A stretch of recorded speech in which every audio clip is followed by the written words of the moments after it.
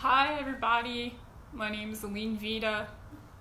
I wanted to welcome all of my fellow musicians, singers, songwriters, and fellow respective artists. The reason why I created this group is because I saw a lot of people making posts on Facebook about their depression, and people are really struggling. I don't know if it's all the stuff that's going on in politics or what. We always have a tendency to be a little bit more in touch with our emotions, so I think we feel it more than other people sometimes. I've also known people who have attempted to take their own lives, and I actually had a good friend of mine that was a music manager who did take his life. So I created this group so we could support each other and share productive ways to live happy lives. I know what it feels like to be depressed, and I also know how to counteract it. Um, so, without further ado, I would like to invite a special guest, Austin Santiago, and I'm going to ask him to join now.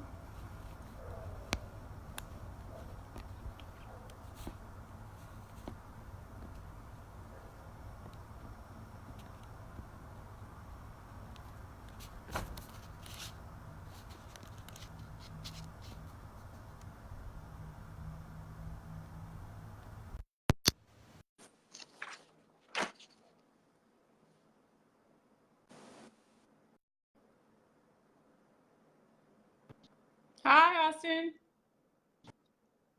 Can you hear me? Yeah, Oh, great. How are you doing? I'm doing great. How are you doing? All right.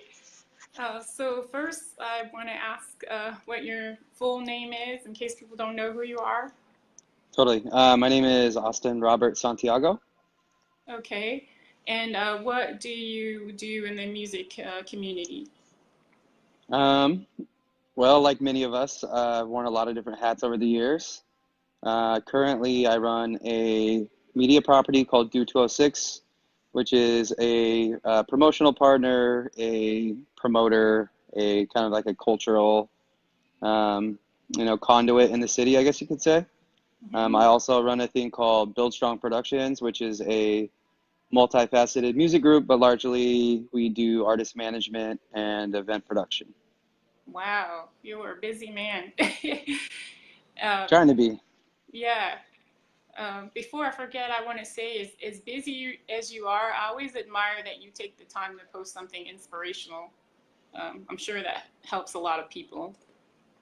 Yeah, I think that for me, like, I mean, we're friends on the internet, so you've seen a lot of the stuff I post about like tips and stuff, just general like things that I've learned along the way. And I feel like it's something small we can do that doesn't necessarily take a lot of time because we already find those things out through our experiences. Hmm. And sometimes sharing those little tidbits can really help someone who's stuck in a situation and maybe doesn't know how to get out of it. Right. So I have a few questions I want to ask you. If you've ever been depressed, how have you coped with that feeling? Totally. Yeah, I mean, I've definitely been depressed. I think all of us at some point have, low points. Um, I think when I was younger, it was more of an issue. When I would say like high school, before I really knew who I was, that was like my hardest time.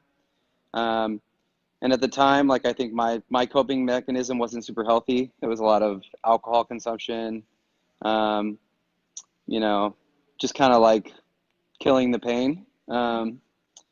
And I think that, for me personally, why I've kind of been able to get past it in a lot of ways is based, I guess I would say it's based in like being comfortable in who I am now and having a lot less, not allowing other like external forces to really dictate my worth. Mm-hmm. So I've done a lot of soul searching through creating things. Like for me, I've worked for myself for a long time, and I've built like a lot of really genuine relationships through those events and through those communities. So um, I think that if I were to say one thing now that really keeps me from falling into that, it's the people around me and constantly keeping myself busy with things that make me feel good. Yeah. It's definitely rejuvenating. I've noticed that I have the longest highs or sustained highs usually when I'm helping other people or staying busy doing things that I enjoy. It's the weirdest thing, like when we have a lot of, major wins with like an artist I manage, Hmm. usually the minute it happens, it's like really exciting and then it goes away like right away and you're already worried about the next thing. Yeah. But when we do events or create things that are giving to other communities or creating something that's recurring that people look forward to, those seem to last longer. Right, I agree. It seems like compliments and things are nice, but it's fleeting. Yeah. Even accolades, like you get the record of this or you get love from whoever, that goes away. And then there's a new round of people that get hit with that accolade. But if you're doing something tangible that moves the needle for someone less fortunate or whatever, it really is a lot more rewarding long term. Hmm. And I was reading this book. I haven't read it recently, but I keep it, in my library. 7 Habits of Highly Effective People. And one of the things that they said, like, they use to motivate people is to think about, like, when you go on to the next life, what would you like for people to remember about you or to know about you? What would you like for people to know about you? Yeah, that's a funny one. I feel like I've touched on that before, and I get really conflicting feedback when you mention your like legacy or what you want to be remembered by. People take that as you being like full of yourself sometimes. Mhm. um, I don't know. I mean, I think about this a lot because I see a lot of people who I don't think are necessarily positive humans, like making a lot more money than I am and experiencing things that would be great to experience. Um, and I try not to let those things like affect me negatively what I'm doing, because like money is one of those things like we all don't care, but then when we can't do certain things or we see other people experiencing something that we never could, it's really um, frustrating sometimes.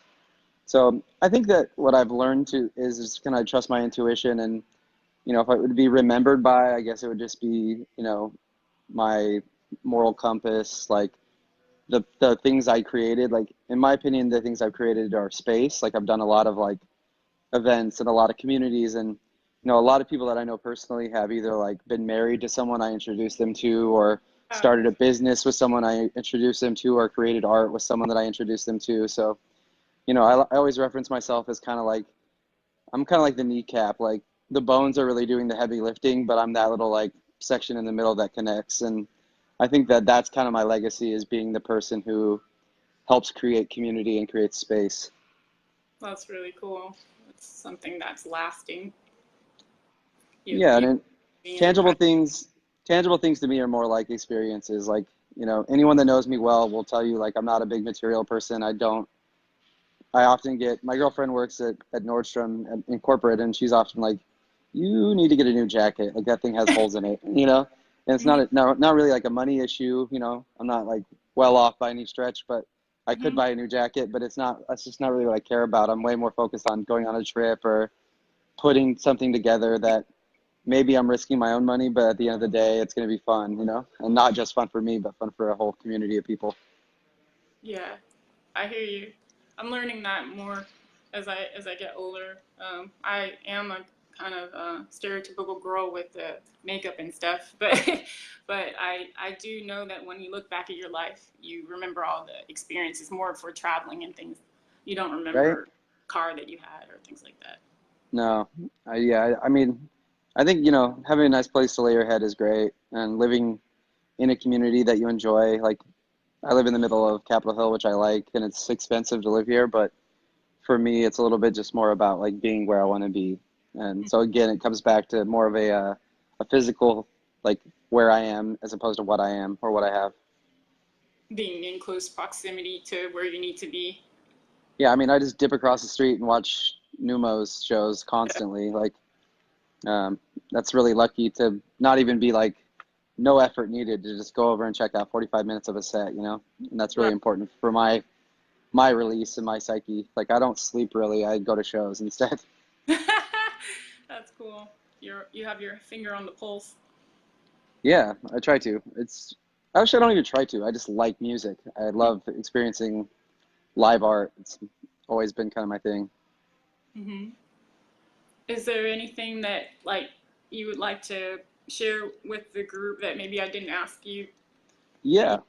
Yeah, I do have one thing. So I've had this conversation a lot with artists I manage. I manage a lot of young, ranging from 19 when I started working with them to 25-year-old artists. Mhm. All of them are extremely talented, extremely gifted, but also very artists. Like they have a lot of internal turmoil. And, it's very, very obvious how hard that is to be a balanced person when you're creating art and how much stress comes with releasing that stuff into the world. So I have a really good TED Talk video I'll share with you and you can post to the group. Okay. It's by a girl who wrote Eat, Pray, Love. And the Hmm. TED Talk is essentially about how she wrote that at 25 years old. And her whole thing was like how to deal with every single person you meet saying, make it when you realize you've made the best thing you'll ever make. Like she's 25 and she made the biggest book she'll probably ever make because it was, a smash hit. And so she talks a lot about the ability to externalize your muse. And when you don't have those like insanely creative moments, to not beat yourself up over that and learning to really create some separation between that moment and yourself. So, it just touches on alcohol and drug abuse and suicide rates with people in entertainment. It's just a really good perspective of a way to kind of separate yourself from those feelings and not necessarily beat yourself up over it because it isn't your fault, it's your muse's fault. And this is a philosophy that goes back to like I think the Romans or the Greek era. It's a Hmm. pretty funny, it's like kind of a silly way to look at it, but it totally helps like separate yourself a little bit from those, you don't beat yourself up over those things you can't control. So So, I'll mhm. share that. I think it's a really good like, 30-minute thing to just a good perspective on, you know, not letting that hard part of the art destroy you like it does to so many and talented people. Right. It's one thing to be able to feel so deeply, and that allows us to create, but sometimes it could be your nemesis. 100%. And like the other thing is you got to understand like there's moments that creativity happens and you kind of plug into it and that's when you really create those special things. But there's a lot of moments that doesn't happen. And Hmm. so learning to use those moments that's not happening to do the other stuff that you have to do as an artist to be successful. So Hmm. when you aren't able to create, organizing your music or tuning your instruments or replacing your strings or, updating your website, the other parts of your life that are important also, and Hmm. really learning how to like time management when you're having those creative moments to be ready to like capture as much of it as possible and ride that lightning. And then when Hmm. you aren't able to do that, that's okay too, and focus on other stuff. Okay. Well, I It's just a practice. I think it's pretty positive, and people I've showed it to have taken some of the stuff from it and really liked it. So it's a good reference, I think. yeah, cool. I look forward to watching it. I'm always into something inspirational. I think it's like taking a shower and watch a couple of videos like that every day. Totally right. Yeah. Uh, I think I saw you at the Mirror Gloss, but I think you were keeping a I low profile. did. I did. That was one of the shows I bounced over to Numos for 45 minutes. I caught the beginning of Mirror Glass, or the end of Mirror Glass, and the beginning of what was the other band playing that night? I didn't see them. I just saw Mirror Glass. It was they're so good. I can't remember the name, but anyway, yeah, it was a great show. Yeah. Well, I appreciate your time because I believe like us sharing our experiences will help at least one person and pass it on, um, pay it forward type. I'll I'll also share my email contacts with the video, and if anyone has any questions, feel free to shoot me an email. Okay, great. And also, I want to let the group know that tomorrow I'll be interviewing Kimberly Loomis. She is a photographer and she's also the wife of a fellow artist and singer songwriter, Bradford Loomis. They now have relocated to Nashville, Tennessee. But I'll be asking her similar questions, and we'll keep this moving forward. It'll always be short and sweet, but that's all you need to share a little glimpse of someone's life. All Appreciate right. your time today. Thank you. Take care. See ya. Thanks. Bye bye.